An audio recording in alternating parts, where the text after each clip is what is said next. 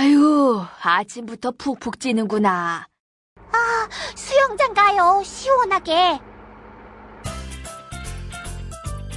오늘은 우리 가족 안전회의 날인데. 행동아, 오늘은 폭염에 대해서 공부하고 수영장은 다음 주에 가자. 1. 가마솥 찜통, 폭염. 폭염에는 폭염주의보와 폭염경보가 있단다. 폭염주의보? 폭염주의보는 뭐죠? 언제 저런 주의보가 나오는 거죠? 폭염주의보는 보통 6월에서 9월에 일 최고 기온이 33도씨 이상이고 일 최고열 지수가 32도씨 이상인 상태가 2일 이상 지속될 것으로 예상될 때 발령되는 거야. 그럼 폭염경보는 언제 나오는 건데요? 폭염경보는 6월에서 9월에 일 최고 기온이 35도씨 이상이고 일 최고열 지수가 41도씨 이상인 상태가 2일 이상 지속될 것으로 예상될 때 발령되는 거예요. 그러니까 여름에는 일기예보를 잘 보고 있다가 이런 폭염주의보 경보가 발령되면 특별히 조심해야 해. 특히 나이 드신 분이나 어린이들은 더더욱 조심하고. 어제는 밭에서 일하던 할머니가 일사병으로 쓰러졌다던데. 폭염이 우리나라뿐만 아니라 전 세계 곳곳에도 피해를 주고 있어요. 지난 2010년 러시아에서는 폭염으로 15,000명이 사망했다고 해요. 그리고 2010년 4월 벨기에에서도 약 500명의 사망자가 발생했다고 해요. 기차 레일도 휘어서 사고 위험이 높아져서 서행한다는군요. 그리고 무더위에 에어컨을 일시에 많이 사용하면 전력 공급이 부족해서 정전이 될 수도 있어요. 공장 같은 곳에서는 무더위 때문에 일도 잘 못하고 사고의 위험도 높아진대요. 아빠도 무더위에 조심하세요. 행동이가 아빠 걱정을 다 해주고. 항상 조심하겠습니다.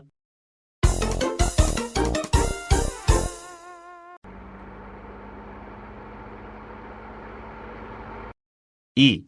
폭염을 건강하게 이기자. 행동아, 폭염일 때의 행동 요령을 알아보는 OX 퀴즈인데 한번 해볼래? 예, 자신 있습니다. 1번, 창문이 닫힌 자동차 안에 노약자나 어린이를 홀로 남겨둔다. X. 2번, 커피, 탄산음료를 포함한 음료수는 많이 마신다. O. 3번, 건강한 실내 냉방 온도는 25도씨 이하다. 무조건 시원하면 좋으니까 O. 4번, 신선한 야채와 과일을 충분히 섭취한다. O. 5번, 기온이 최고에 달하는 12시에서 4시 사이에는 최소한 2시간은 냉방이 가능한 건물에 머물도록 한다. O. 6번, 단수에 대비하여 생수와 생활용수를 받아둔다. O. 아빠, 다 풀었어요. 잘했는데 틀린 곳을 다시 보자. 2번 커피, 탄산 음료는 줄이는 것이 좋단다. 3번 여름철 실내 온도는 26도에서 28도씨가 적당한데 냉방기를 사용해도 실내외 온도차가 5도씨 내외로 해야 냉방병을 예방할 수 있단다. 알겠습니다. 오늘도 전국적으로 찜통더위가 이어지고 있습니다. 아이고, 이렇게 더울 때는 밖에서 일하는 사람들이 정말 고생이야. 현장에서 일하는 사람들은 물을 마시고 휴식 시간도 짧게 자주 가져야 한대요.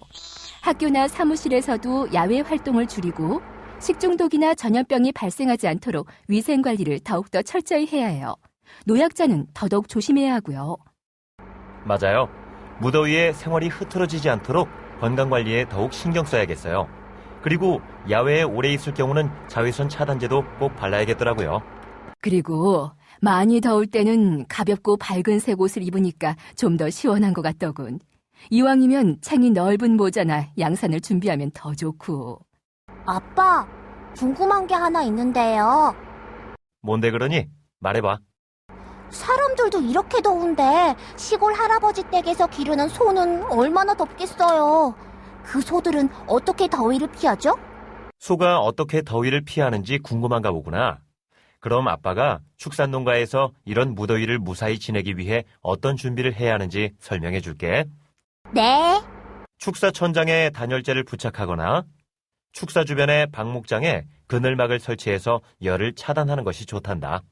그리고 축사 창문을 개방하고 선풍기나 환풍기를 이용하여 지속적으로 환기를 해주면 가축들에게 많이 도움이 될 거야. 돼지나 닭을 키우는 축사 천장에 물 분무 장치를 설치해서 열을 식혀주는 것도 한 방법이지. 그리고 축사 내부와 주변의 분뇨를 제거하고 건조하게 유지해야 한단다. 또 깨끗한 물을 주고 영양가 높은 사료를 먹이면 동물들이 더 건강하게 더위를 이길 수 있지. 모기한테 물리지 않게 해주는 것도 좋지 않을까요? 맞아. 아주 좋은 말을 해주었구나. 우리 아들이 제법인걸. 그리고 전염병이 발생하지 않도록 주변을 더욱 청결히 해야 해. 그럼 말이 나온 김에 여름철 양식어장 관리에 대해서도 우리 한번 생각해 볼까? 네, 아빠. 아무리 물속에 있어도 고기들도 덥겠죠? 그럼 잘 들어라. 우선 평소보다 물갈이 양을 최대한 늘리고 먹이 양을 조금 줄이는 것이 좋아. 물고기들이 활동할 수 있는 공간을 충분하게 해주는 것도 좋지. 산소 공급이 원활하게 공기를 불어넣는 시설을 설치하면 정말 도움이 될 거야. 그리고 차광막을 설치하여 햇빛을 막고 물의 순환이 잘 되도록 위층과 아래층에 물을 뒤섞어주는 것도 좋아. 또한 고온과 습기로 인해 사료가 부패하지 않도록 보관에 주의하도록 해야 한단다. 무더운 여름철에는 농촌과 어촌에서 생활하시는 분들이 고생이 참 많으시겠어요. 더더욱 감사하는 마음이 생기는걸요? 우리 아들이 그런 생각을 하다니 참 대견한데.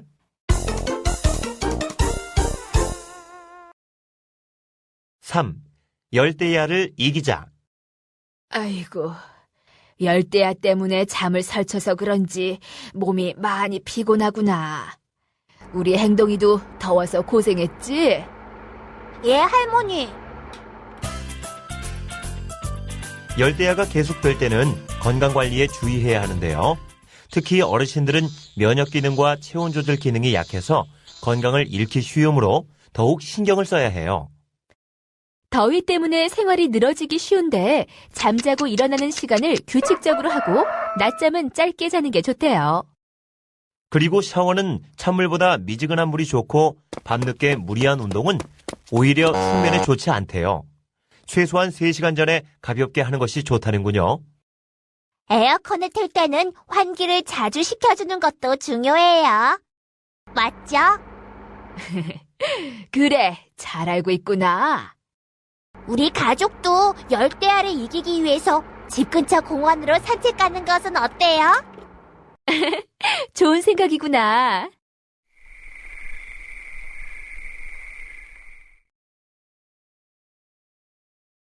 아휴, 공원에서 수박 먹으니까 더욱 시원하구나. 우리 가족의 열대야를 건강하게 이기는 방법. 정말 좋아요. 열대야야, 안녕!